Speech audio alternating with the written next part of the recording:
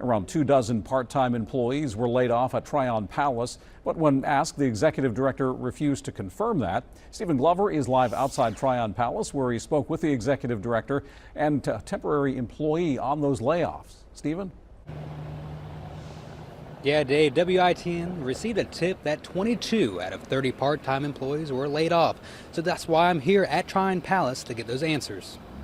Tryon Palace, a major state historic landmark, attracts thousands of visitors each year to explore the state's colonial history. And it's made possible by the historic interpreter staff who helps with taking visitors back in time to learn about colonial history in New Bern. However, WITN was told that 22 out of 30 part-time interpreters were laid off back in October. When I asked the executive director about the layoffs, at first, she refused to confirm. I'm not in a position to confirm or deny any of that, but great things are happening here and great staff are still on board. While on the tour with the executive director and the State Department of Natural and Cultural Resources secretary, I also heard staff members in the palace saying how they're happy that they still have a job.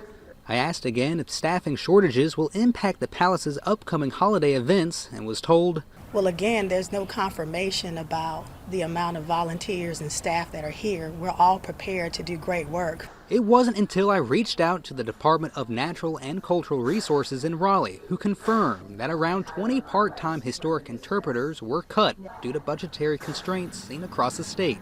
For one temporary staff employee, it's a little worrisome to hear.